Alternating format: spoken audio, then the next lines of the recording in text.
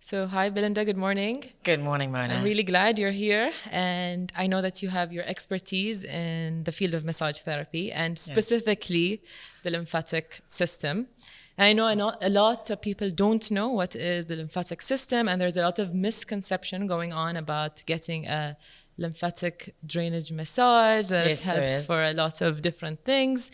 So I'm really happy for us to be talking about the benefits of getting a lymphatic massage and for like our health, recovery, and well-being. So let's just get into it and talk about this. Let's try to simplify what is a lymphatic system and what does it do in our body. Okay, so first of all, thank you very much for opening up this opportunity for sharing of education. I'm extremely grateful to you. I will be honest, I'm not an expert in it, but I'm very passionate about how it works, why it works, and how, when it works well, what happens in the body, what happens from a lifestyle perspective, what you can expect to receive from a recovery perspective. So I'm just going to go on what it doesn't do, because there's a lot of ideas of that it's a fat loss treatment. Yes. It's not a fat loss treatment. The only thing Why do you think people have this? Because of how it is advertised and marketed. Okay. Because to be very honest, and I don't mean this in an unkind manner, and I don't mean this to upset the natural balance, but it's advertised as that because it makes money. That is just the hard reality that we're living with, and people want to look beautiful, so it's being marketed as a vanity treatment when it's not a vanity treatment. It's a well-being treatment, and it's a medical treatment. And so is it a fat loss treatment? No, it can't. The only way we can lose fat is through heat. And the only way to do that is to raise the temperature of the body. That is what is going to melt fat. By exercising and eating You need to right. exercise. First of all, you need to exercise. The other way that we can also manage fat is by managing the hormone balance in the body. Because if we have many cortisol surges, or we have a constant exposure to a lot of chronic exposure to cortisol, is going to cause the body to hold. It's either going to cause the body to hold onto fat, or it's going to give us a fat deficit. Neither of those are healthy. Let's be very honest. We need a percentage of fat in the body to live well, and it needs to be balanced. Second of all, one lymphatic treatment is not going to take. It's not a miracle cure as such. What it is going to do is it is going to improve the flow of lymph for, I'm not entirely sure how long, I'm going to say maybe 24 hours as such. So the centimeters that you see that you have lost, that is water loss. Okay. That is not fat loss. And that is why it works so beautifully for bloatedness, because it helps with draining that excess fluid. And women often have it done because their tummies are feeling bloated as such. So is it going to work well for that once off wanting to get rid of the bloatedness? I have to be honest, yes, it is. Is the bloatedness going to stay away after one session? Unfortunately, it's not. So that's what it doesn't do. What it does do is it boosts the body immune system, all right? What it is going to do is it is going to assist with removal of waste product. The minute we remove waste in the body as such, the entire system can work better. We're going to be eliminating things like inflammation. The minute you eliminate inflammation, you're able to improve the working of the muscle, the working of the joints, as such. You're also going to, the minute you get rid of toxins or start improving the removal of toxins, you're going to sleep better.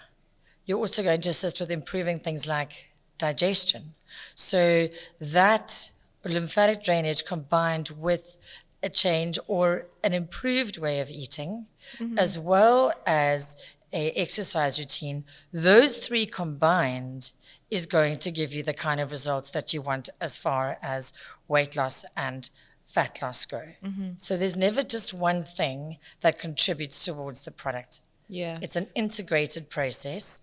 And the minute we can embrace that integration, that is when the shift starts to take place. How is it related, you said, with the higher cortisol level? So does the massage helps with lowering the nervous system down? So when you receive a massage as such, it's not a light switch. It doesn't take you from sympathetic into parasympathetic. What it does do is there's a gentle shift that takes place in the nervous system. So we go out of a state of stress and into a state of being more relaxed. Rested, yes. And what happens then is the vagus nerve, which basically is the ruler of relaxation in the body, that then becomes activated. And the minute the vagus nerve becomes activated or becomes more active, shall we say, that is when your parasympathetic nervous system kicks in, and that is your rest and digest system. And the minute those shifts start taking place, you no longer need to release cortisol because you're no longer trying to fight stress. The body is now able to release hormones such as serotonin, oxytocin, dopamine. And the minute those are released, that is when we go into what I would call that woo-woo state, or that almost where you feel deeply relaxed, sometimes even drowsy. And that is because you're now in a state of rest, which means that you're also now in a state of being able to receive. The other thing that happens is your heart rate becomes slightly more regular. And I don't mean that your heart rate is ordinarily irregular, but when we have surges of cortisol or chronic cortisol, we're always in this state like this. And then the minute there's that hormone shift that takes place, we go from to now I can breathe, now I can think, now I can be responsive instead of being reactive. So you're also then more receptive to the nutrition that you're giving your system. Something that is hugely beneficial to consider is when you go in for your lymphatic drainage massage or you go for your deep tissue, to take in nutrients that you are not normally able to absorb, because the minute your body goes into that parasympathetic state, it's able to absorb those nutrients. Does that answer your question? Yeah. Makes sense. Yeah. And how can, I don't know if that's an actual question if you have an answer for it. So if you get that state from getting the nervous system lower, would someone can maintain that nervous system lower for how long if they're always chronically stressed? Okay, so chronic stress is very interesting. Wow, it's a very good question. Yeah. So is it like they should be regularly doing stuff that would calm their nervous system down, get the cortisol level down, or they can maintain it by themselves by doing some breath work? So what we need to do is the following. And I actually this is a very interesting question because I had this exact conversation with a client in this week. And we spoke about the chronic stresses that they're experiencing. And they're on blood pressure medication for obvious reasons. And I asked them, I said, what is causing stress? Because if we don't know what the cause of the stress is, we can't apply the antidote. It is not possible. So from there, we then figured out that there was business-related stress. And I said, all right, so if we shift how we think about the stress, we are going to shift the blood pressure. We are going to shift the release of the hormones also, because we're going to be taking you out of a stress of focusing on a problem and finding a solution. And the minute that shift takes place, there is an internal shift that takes place in the body. And then your mind opens up and your nervous system starts to be slightly more relaxed. So from a chronic stress perspective, yes, I definitely recommend the deep abdominal breathing, for sure. I am going to suggest that someone receives more frequent massages if it is possible. All right. Not always. Time doesn't always doesn't always make that available. So the other thing to do is what mental perspective shifts need to take place for the chronic stress to be handled better? What things can we remove that are contributing to the chronic stress that are not adding value? Because sometimes there are things that from the chronic stress are actually adding value to reaching the goal as such. But if they're not helping you reach the goal and you can remove them, remove. If it means that you need to change what is on your Instagram feed, then you do that.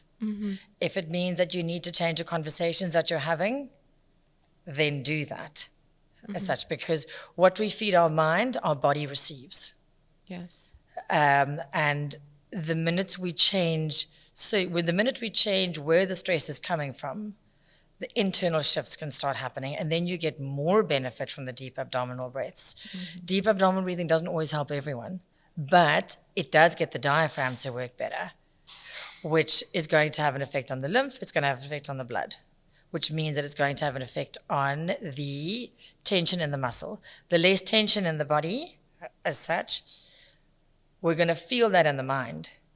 So yes, deep abdominal breathing can work for chronic stress as such. And I would suggest doing it once a day for 5 minutes a day. Yeah. We all have 5 minutes, whether you do it when you're sitting in traffic. Please don't do it while driving. So it's not necessarily being on your back. You don't have to be on your back or being in that position. This is not only for yogis, guys, or people who meditate, or someone who sits on a rock on a mountain. Okay? I have done it before walking into a meeting. Yeah. Okay? And it has literally taken my mind out of into... I even did it before we even start this. There we go. Okay? Yeah. See, so it takes your mind out of that mode into actually, like, I have the information, I have the capacity to find solutions here or to carry the wisdom over. And the minute we can make that shift, that is when the change happens. So you can do the deep abdominal breathing absolutely anywhere. You're probably going to get more benefits from it when it is done in an environment where there is no chaos. Let's be honest, but we don't always have that available to us. So we need to be sensible and also learn how to train our minds and shut the chaos out for the purpose of bringing the calmness in. So chronic stress, deep abdominal breathing. Would you mind regular massage? Journaling is excellent for chronic stress because it gets the thoughts out of the mind onto the paper. Nice. And sometimes the answer for the chronic stress lies in the information you've just written down. Spending time in nature, extremely useful. Because it is very difficult in a state of chronic stress to access the solutions because the surface of the water needs to be calm. It cannot be busy. So that can help for chronic stress. As I say, change what you read. That made a huge difference for me. The minute I changed everything on my business Instagram as well as my personal Instagram, it was a huge mind shift for me, because then you're not in a state of not enough, you're in a state of abundance, which also reduces the effects of chronic stress. So would you mind give an example or explain what is like deep breathing or diaphragmatic breathing so people who is watching doesn't know what it is? So can you try to explain, or how can someone do that? In a very simplified way, just I mean, I could demonstrate it in front of the camera. Yeah, so if someone's watching and doesn't even know this thing existed, or how can they apply it if they don't know? So just to give us how can we do the diaphragmatic breathing? Okay, so do you want me to give you a visual representation, or do you want me to explain it? Yeah, both if you can. Okay, so I'm going to have to stand up for this visual representation. I don't know if you can show or not. Okay, so I'm going to just literally expose my tummy just a little bit. Okay, so to guide the deep abdominal breath, my suggestion is always place one hand on the chest, one hand on the stomach. Okay, and then you inhale and exhale through the nose.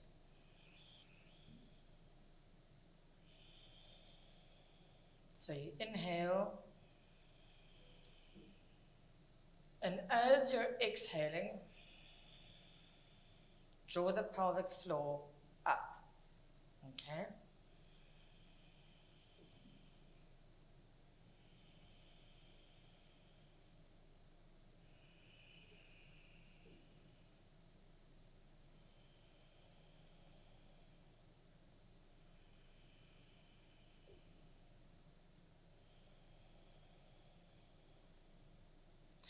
How many breaths? For how long? Yeah. My suggestion would be, because it can feel uncomfortable in the beginning, I speak from personal experience, it felt very weird to start with. But I would say do it for a minute. The other reason why I'm suggesting do it for a minute in the beginning is because you are going to be taking more oxygen to the brain. So you are going to be calming the mind right down. So you can feel dizzy as such, and that often makes people feel unsettled. Understand that the dizziness that you're feeling it doesn't mean that you're going to faint. All it means is we've slowed the entire system down from all the way down. So from fifth, you've gone into first gear, basically, if we have to give you an analogy. And what happens with the deep abdominal breathing is when you breathe into the stomach, you're pushing the diaphragm down. You're also stretching out the abdominal muscles. When you are exhaling, you are pushing the diaphragm up and contracting the abdominal muscles.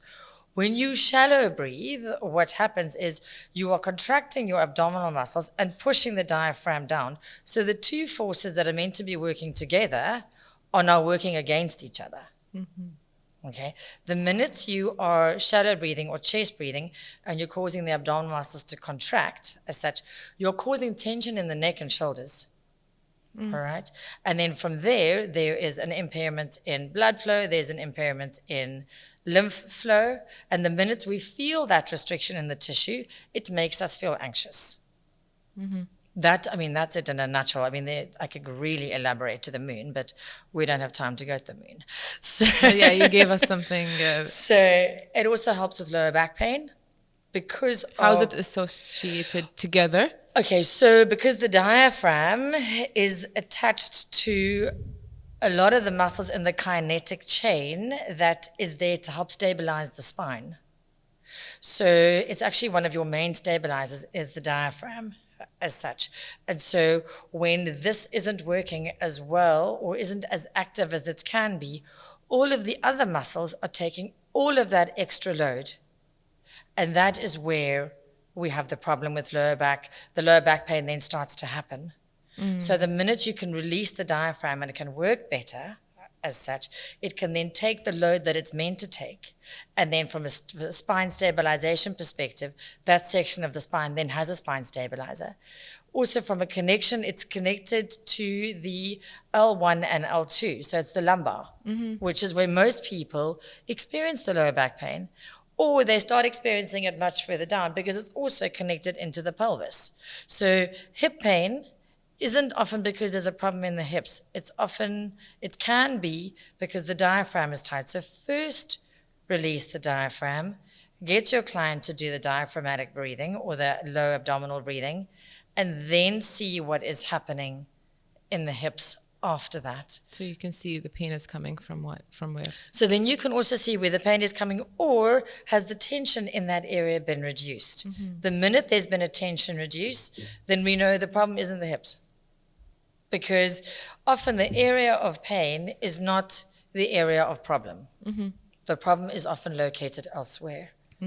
So that is why I would suggest for any of the physiotherapists or chiropractors or massage therapists, if your client does come to you with lower back pain, just assess the diaphragm and see what is happening with the movement of the diaphragm, because that will give you a lot of indication as to what is happening below the hips and above the hips because of the role that it plays in spine stabilization and of the muscles that it's attached to. And actually, I wanted to ask you this question because this is the first time I go to get a massage or anything. Yes. And this is the first time you do the opposite. You make me lay on my back and start on my diaphragm. And is that the reason for you to start on the diaphragm first? Because the very traditional way, they would always start with the back. I used to do the same. Yeah, and why is that different? Honestly, I would do exactly the same. When people came in for back pain, I would just work on the back of the body actual immediately. back, yeah.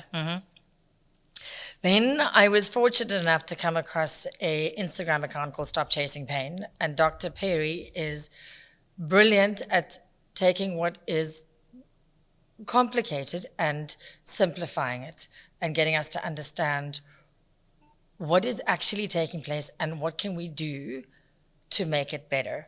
So he was saying the minute there's back pain as such, first work on the diaphragm, work on the neck, work on the chest as such, release the tension around the respiratory system first, and then work on the back. So now I do all my massages like that, whether they've got back pain, no pain, relaxation, whatever it is. One of the other reasons for me starting on the front of the body and starting at the neck is because this is where the vagus nerve starts. So if I can get the vagus nerve to be activated, I'm going to get the body to go into a state of relaxation. Okay. The minute you are starting to relax, your breath rate changes. It starts to calm down. It starts to expand. It starts to relax. The minute you're in that state, you are more able to receive healing and wellness because you're not in a state of panic as such. And you're not only focusing on the place of pain. And then when I then do go to the site of pain and I work on the site of pain, it's not as painful. Okay. Because very interesting too. We've already gone, okay, you're safe. You're with someone who's going to do the best they can with what it is that they know is going to work for you. And I always explain why I'm doing what I'm doing so that you're not left wondering what's going on, because knowledge is power, and it's my responsibility to foster trust by getting you to feel safe, by explaining to you what is taking place when I do this. So working on the vagus nerve, working on the sternocleidomastoid, the neck holds a lot of stress. So we release the stress here. We release the stress that is in the collarbones where the shoulders are around the ears. So we work on that collarbone space. We work on the pecs. Immediately the shoulders start to drop. Can you tell when you massage someone if someone gets calmed down?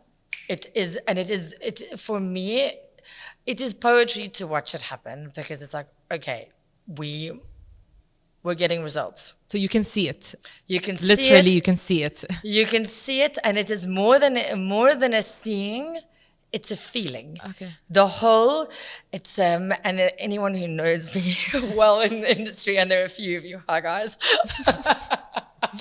know that for me there is a shift there's a vibrational frequency shift that takes place in the room. It goes from a state of stress to a state of calm. The minute the client starts to calm, everything in that room changes. Yeah, I believe so much that the energy and energy of the person who is touching you, and it gives some kind of makes a huge difference. Yes. And also when they're treating you from a place of integrity and trust and honoring your wellness as such, it comes from a completely different place, and it's not a spoken thing, it's a feeling thing. As a client, you can feel when they're investing in the time that you're spending with them, or whether you're another number in the appointment sheet. And the other thing is for a lot of practitioners, and it's happening more and more, there's such a load of patients that sometimes your mind is sometimes with the previous patient, but it doesn't mean that the healing touch isn't with you as a client. So that's something to also consider, is your practitioner can sometimes also be in a state of overload, and it does happen. So that's just something that we need to just take care that the people that are working on us for healing are also human beings. Yeah, and how can you control that and not let any negative energy come to you? So this is the really interesting thing, is energy transfer is real. Okay, whether when you touch someone, whether you look at them, whether you have a conversation with them, there's an energy transfer that's taking place as such.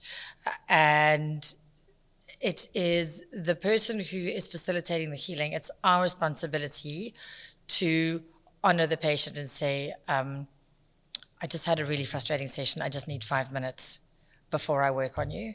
And it's okay to say that.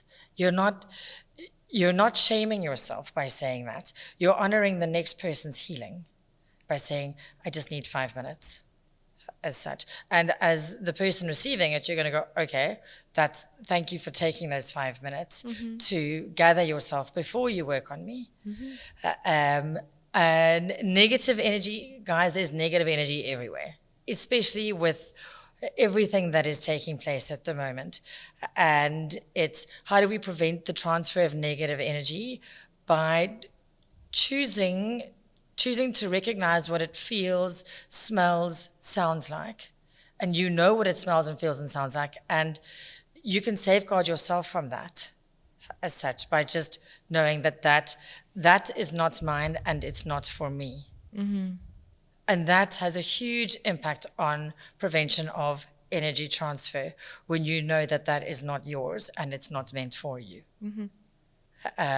So that's one way of doing it as such. You know, I deal with clients as well. So I don't have a lot of physical touch like you for like an hour, but there is some sort of connection. Huge. Yeah. And between one thing I learned from someone that told me that sometimes I get too overwhelmed with a lot of people talking to me at the same time. And I get sometimes, you know, that. Same. Yeah. I get the same. So the one thing I did, and actually I still do it, and it helps so much after each session or like let's say after each person I see, I go wash up my face and wash from here and to down. So it's like you thinking that you're bringing out all the energy from that person, even though if it wasn't any negative energy. So it's just sometimes the energy of that person gets to you and you feel drained.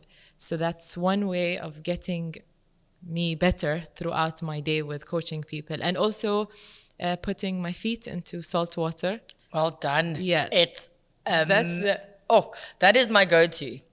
Swim. I try and swim every morning, and not in a pool, in the sea. In the sea, in the ocean.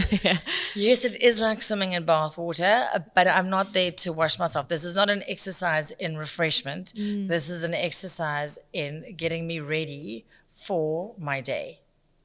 Yes. And it makes an incredible difference. For me, it sets me up well for my entire day, irrespective of what is coming. So yes, saltwater swims, and we're not lacking in saltwater supply. We're an island. So you have that. But the weather doesn't give you the privilege to do that. You don't need to swim far. You don't need to be a good swimmer. Yeah. You can get yourself a pool noodle. They sell them a day to day. That's why I do the buckets with putting my feet in. There we go. You can literally even just sitting at the beach, looking at the water has the same effect. Nice. It works the same. That's actually something that people who have chronic stress can do. Observe moving water. It's incredibly calming for the mind. It takes the heat out of the thinking. Very interesting to see. Yeah. Yeah. So I want to know what's the difference between getting a lymphatic massage and like. Oh, this is fun. So I want to know the actual difference of what's the different techniques of a deep tissue massage or a sports massage or just a regular massage than a lymphatic massage. And what's the difference between the touch and what do you do to improve, like let's say the lymph? Okay, so first, just quickly, lymphatic drainage isn't painful. If it is, then they're working on a site of where it's swollen, which is what we're taught not to do, number one. Then so it's not supposed to be painful. It's not supposed to be painful, no. Then the other thing is lymphatic drainage is sequence specific. There's a reason why it's sequence specific, because you have to work on the first third of the lymph system before you can work on any of the other part of the system. And the first third of the lymph system is from your hips to here. Okay. So you've got to clear this from here all the way down first, as such. Once that's cleared, then you can work on the arms or the legs or the back. So is it very gentle? There are 4 different types of lymphatic drainage. I specialize in the Vada method, which is very rhythmical. It works on a 5 to 7 count on each area. So we literally go 1, 2, 3, 4, 5. And then you move to the next patch. And the reason why we do that is because lymph moves between every 5 and 7 seconds. It's very slow moving. It's not a fast moving system. All right. So that's the method that I use. And then I've also, as I said, I've learned quite a lot from the Stop Chasing Pain account as to there are other lymphatic techniques, which there's a bit more friction and they're slightly deeper, but it's not a fast. The ones that I do, it's not fast. It's slow, it's rhythmical, and it varies in pressure from sunscreen application pressure to deeper pressure where you'd be releasing tension out of a muscle as such. But again, it's slow and you gradually increase the pressure. So that would be the difference, I would say, between a lymphatic massage and the rest of them. Lymph is sequence specific. There are 4 different techniques as such, and there shouldn't be any pain. And then from there, it also works. We use lymph to reduce things like edema. We use it to reduce things like swelling. We use it to improve detoxification. Is it good for pregnant women?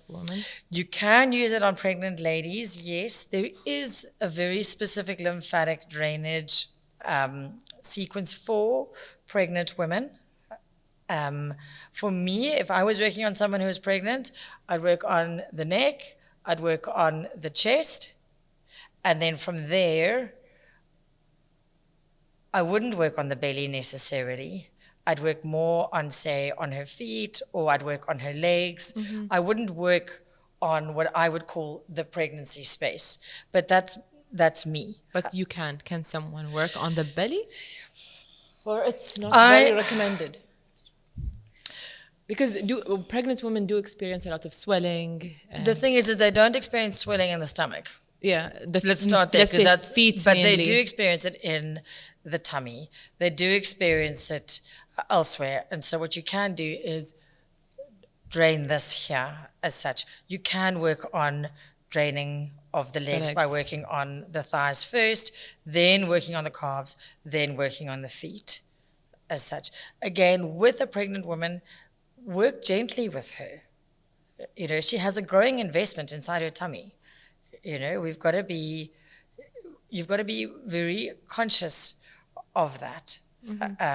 And when someone is pregnant, I would check with them more frequently, how are they feeling, than I would perhaps with someone else. So how is deep tissue, say for example, different to lymphatic drainage? It's not sequence specific. Okay. Number one. Also, the techniques are different. You're working on releasing tension in the muscle. You are improving the flow of blood. You are working from a therapeutic perspective, probably reducing stress through, as I say, reducing tension in the muscle. And also deep tissue is more used for, I would say, for people that have chronic stress, because everything is like this. So we are releasing that there. It is something that you can do area specific only. Then from a sports massage perspective, sports massage again is completely different, tends to be more painful. So sports massage is different than a deep tissue massage? Completely. Yeah. Sports massage is very area specific. It is used to prepare you pre-race, post-race. It's there to release tension in a muscle so you have better range of movement of joint. Okay. It is painful. Not always, but it can be, because of the types of techniques that are used. We are using and different tools, and you're using different tools, and it's often used as pre-race prep and to release tension in muscle post-race as such. It's not something that you're going to go to. You're going to have, between the three, I would recommend using your lymphatic drainage and your deep tissue as a maintenance treatment, and using your sports massage as pre-prep and post-care. Also, people go and have a sports massage just, to release the tension in the legs and to improve the blood flow so that they've got better performance. Okay, so my question is, so let's say, I'll give an example for me. Okay. I strength train. So, or someone, let's say an elite athlete, what would you recommend for someone that strength trains? would you recommend like a deep tissue massage, sports massage, or getting a lymph massage? Which one will be more effective for that person to enhance their performance or their well-being? I'm going to recommend that they receive all three, but not all at once. Okay. Because they all, from an integrated wellness perspective, each of those actually work with one another. So for an elite athlete or for someone who's doing strength training, what I would suggest is use your sports massage to release the impingements as such, and to release the areas where the range of movement has become less, because it happens. Muscles shorten and they don't always go back to the same length because they're not meant to. All right, especially with weight training. Then from there, what I would suggest is use your deep tissue and your lymphatic drainage massage as a maintenance treatment. Okay. So when you start feeling yourself getting tight and you're realizing that your range is becoming less as such, go in, have your sports massage, get those impingements released, get the range of movement improved in the joint, and then from there, receive a deep tissue massage, I would say a couple of days later or even a week later as such, and release the overall tension in the muscle. And then, because obviously with your sports massage and your deep tissue massage, there are micro tears that happen in the muscle fibers. It's very normal. It's part of the process. The lymphatic is going to assist with reducing the swelling that is caused and the inflammation that has been caused by the sports massage and by the deep tissue massage. So something that I would like to bring to light here for elite athletes and for people who are weight training, when you do receive a massage and there is pain post-massage or there is swelling, please don't panic as such. Look at it and say, okay, would a lymphatic drainage massage be beneficial for me to assist with reducing of the swelling, reducing of the inflammation? Yes, it can. So that's how I would recommend using it. Because they, as I say, they work together. They don't work independently. And also sports massage is painful. Let's not lie to ourselves. It's not a fun exercise. Deep tissue is more therapeutic as such, and your lymphatic drainage is normally very deeply relaxing because there is no pain involved. So you're using all three to facilitate mental, emotional, and physiological well-being. Okay. Does that makes that make sense? Yeah, definitely makes sense. And I've seen like people have the compression boots, or like it starts from the hips down below and then also from the shoulder too. So does that work as let's say the same result as a lymph massage? I have to be careful how I answer this, let's be honest. Yes and no. The compression boots, as we mentioned in the beginning of the podcast, a third of the lymph is here, and this needs to be drained first before the rest of the body gets drained. So if you're only doing lymphatic on the legs as such, you're not working on the most important third. This is the most important. That's the most important third. We call it draining of the bath plug. So for the bath to drain, the plug needs to be pulled out. And working on this section, you're pulling out the bath plug as such. The rest of this doesn't have anywhere to go if this is still full. So what I would suggest, while you are having the Normatec boots on, do your deep abdominal breathing, do your chest tapping as such, because this is also going to move lymph. It's very effective. Underneath this mediastinum bone, there's what looks like, or this is what it looks like to me, is basically a wet spaghetti highway of pipes. Okay, that's all lymph. So by tapping here and doing your deep abdominal breathing, you're starting to work on this top third as such. By pulling on the neck and gently working all of this, you're also able to work on part of the top third. By getting in under the collarbones here, it's not the most comfortable, but it works. So you get in there and you press in and you work all the way across. You're also working on lymph. By getting in here, at the top of the collarbone and working all the way through. You're also working on lymph. So for the 20 minutes that the boots, or the 30 minutes that the boots are on your legs, you can either work the lymph yourself. Okay. So you can do this daily as well. You can do this daily. 100% you can do it daily. Is the dry brush also effective? For me, the dry body brushing is a form of friction. Lymph moves with friction. Okay. Okay, but it's not as deep as your abdominal breathing. It doesn't work as deeply as the tapping. Does it make a difference tapping. if you tap to the bottom or to up, or just? My suggestion is work from the top down. Top down. Yeah. And then you can tap everything in your body as well. And you can tap across like this. Okay. Tapping is also an extremely effective method for releasing trauma.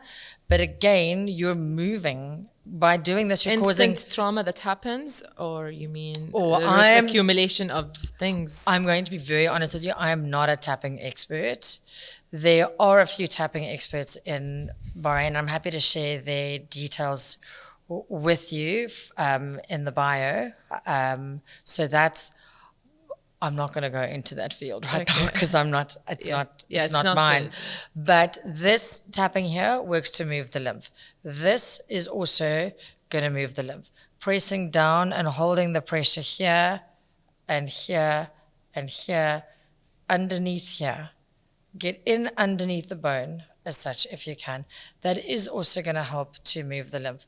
Pulling on this here all the way. Take it down, squeeze it. We call it milking. You can also help to move the lymph. You're also pulling on the sternocleidomastoid, this muscle here, which holds a lot of tension in the neck. So by doing that, you're also releasing neck tension.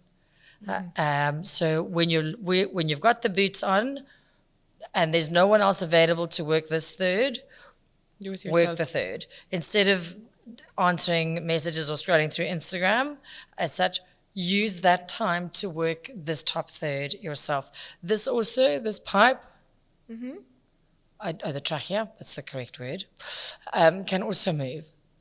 This helps to move lymph, which is stuck in the jaw and in the palate. So you can do all of that while you're lying wearing the boots. And that in itself is also going to be the most beautiful release of tension and stress because you've activated the parasympathetic nervous system. So you can get almost like a 2-for-1 deal with this. Yeah. Nice. So the boots do work, but please do the work yourself or get someone else in to do it on you.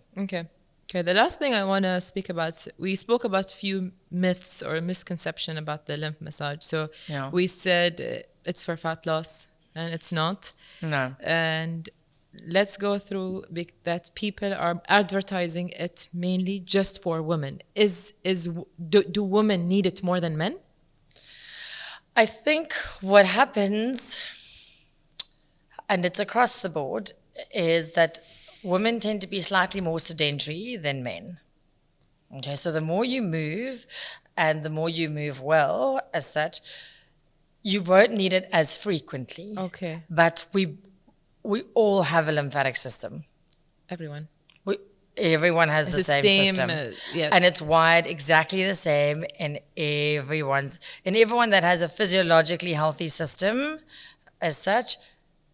The wiring is exactly the same for the blood as well as the lymphatic system. So yes, men and women can both benefit.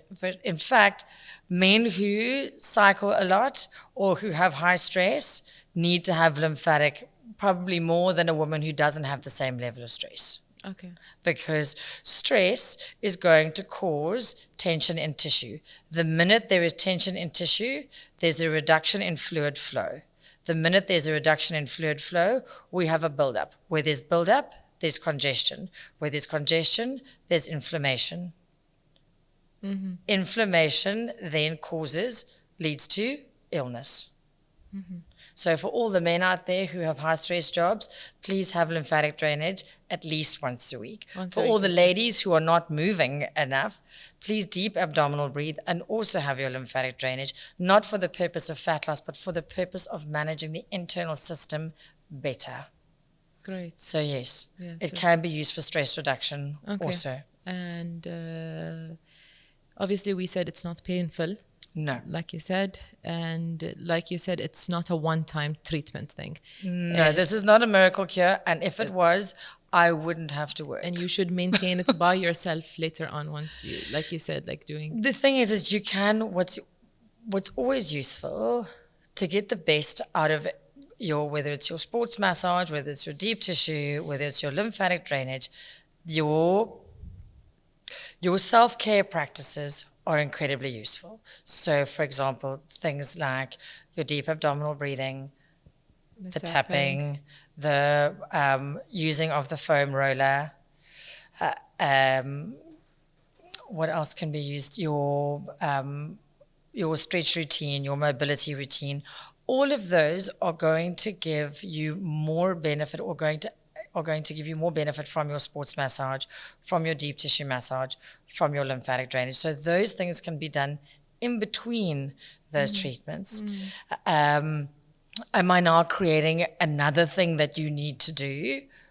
No, I'm not, because you can do your deep abdominal breathing in the shower. You can do your tapping when you're sitting in traffic. You can get up from your desk and you can stretch out your hip flexors and your psoas.